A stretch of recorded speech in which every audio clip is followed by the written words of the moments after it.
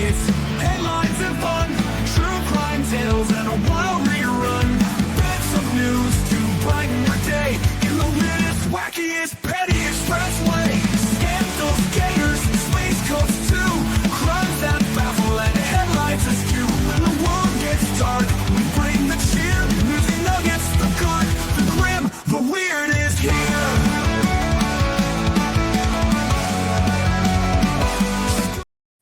Hey, you guys, it is Mo from the Mo in the Deep End, and we have some more Diddy updates I was unaware of. I've been trolling, trying to find stuff to get news out to you, and we have another newsy nugget about, well, the king of baby oil. I'll be sure uh, is testifying at the Diddy trial. He blames him for Kim Porter's death. Now, as you all know, I am not fully into the Diddy trial, but I am trying to give you guys information as it comes up.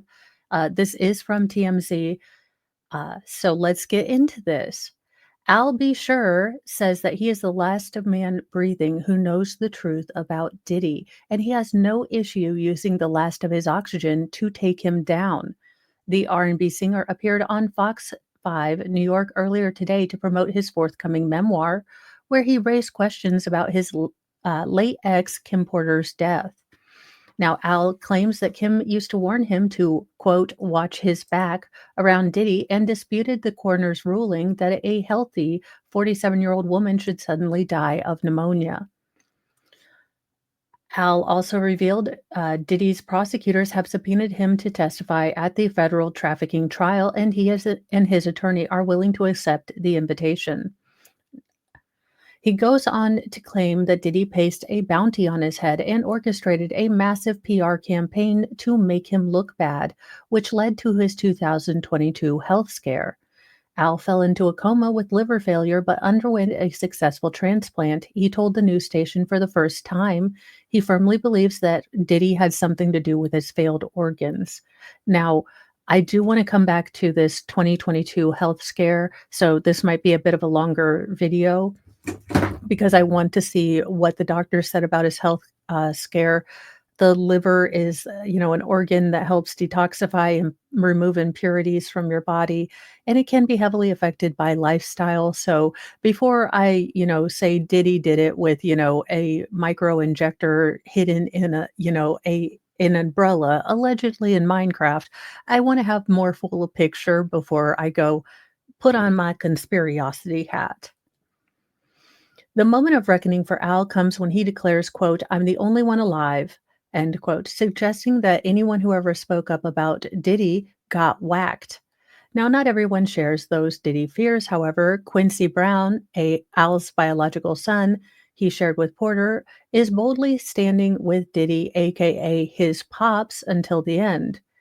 So Al B. Sure seems to have a lot of motives, just as an outsider looking in, to burn the ever living shiznit out of Diddy.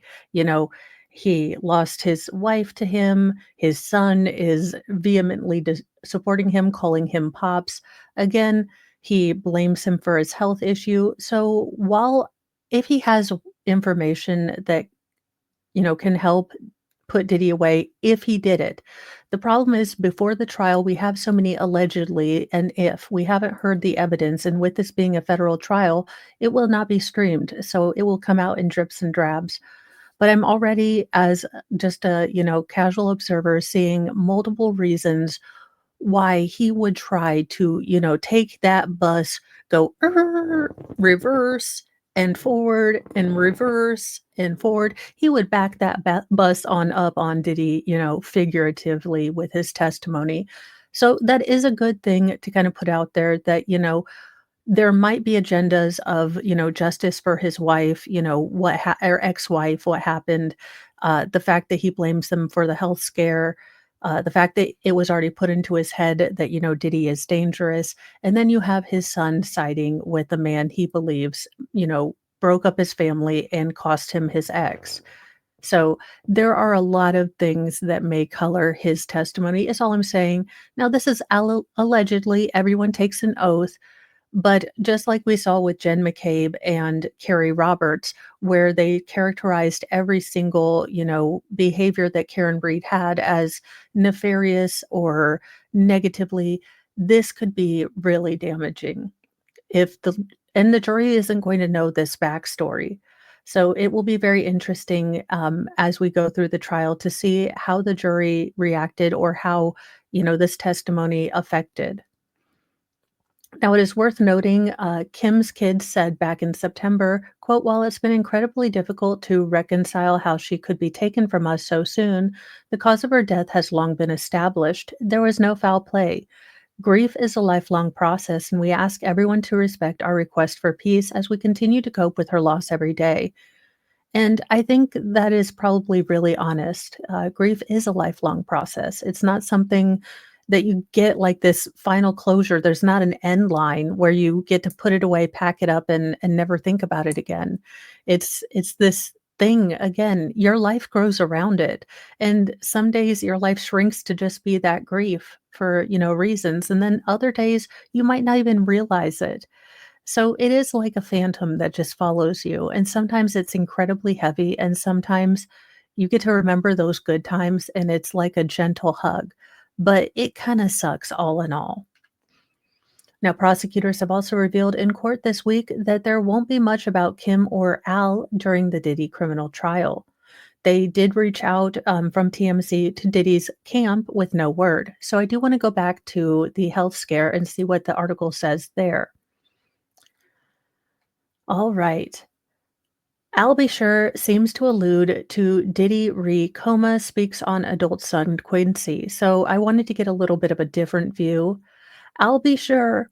So this is on the hip hop section of TMC. Seemed to suggest that his coma from a couple years back might have been tied to Diddy somehow. He's opening up about where things stand with his son Quincy. The R&B singer showed face Friday at the Equal Justice Now Awards in LA, where Al was promoting his equal access to healthcare initiative alongside Ben Crump, the extraordinary lawyer who never misses a chance to be on TV to be a grifter, allegedly in Minecraft. He addressed the crowd at one point with a cryptic nod to the Diddy situation going on. Al said he's working on a film project that will tell his life story, and in the same breath, he said the public will finally get a chance to see how he really ended up in a coma in 2022. Now, you've probably heard about Al's health scare that year when he suddenly fell ill and fell into a coma late summer 22, and he was incapacitated for 3 whole months before miraculously waking up and working toward a full recovery. An official cause was never offered up. Now, I will say that they probably did have medical reasons, and you wouldn't be able to access those medical files unless you had authorization through the patient. So this is going to be a mystery unless he chooses to release all of these records. Now, however, Al seems to be suggesting that there is a Diddy tie, although he can't quite say what that might be, even in a follow-up interview that they did grant him right after. What he did touch on, though, there were things with his where things stand with his biological son, Quincy Combs, with whom he's had an estranged relationship over the years dating back to the 90s. Now, Al clarifies he was trying to convey that when he recently asked Quincy to come home amid all the drama going on in Diddy's life right now, basically explaining that his door is always open and he loves his boy no matter what. He also touched on the fact that Diddy's kids shouldn't be collateral damage in all of this. In terms of Diddy himself, ABS tells him he doesn't want to speak on another man's endeavors. Al also said he is glad Quincy wasn't in LA's Diddy home when the raids went down earlier this week, even though Diddy's other kids, Justin and King, got detained during it. The last point Al makes is that Quincy is a grown man and he'll make his own decisions. So this was right at the beginning, and it looks like Quincy has remained on Diddy's side. So again, there is a lot of family tension. There are a lot of reasons for him to shade his testimony. Not that he would, but again, subconsciously, if you do believe in your heart that this person caused an injustice against your family, uh, you are going to put them in a bad light because that is what you truly believe. I'm not putting out there that he is going to deliberately try to, you know, do anything bad. But word choices, the way you shade things, can be influenced by your subconscious, by sort of factors that are going on in your life. And I do hope that he is able to get out the truth and, we get the evidence, but I do worry that there are some interpersonal things here that might shade his testimony a bit, allegedly. Well, thank you guys for listening to this update. It was a bit rambly. I am sorry. Thank you so much for your time. I appreciate the time you spend with me watching these newsy nuggets and everything. So I do most definitely appreciate it. Thank you so much. Remember, be kind to yourself, be kind to others, but have a sassy mouth and carry a can of bitch fire because you never know who has weird, baby oil round the corner. You keep those, fires lit. You hear me? Bye, you guys.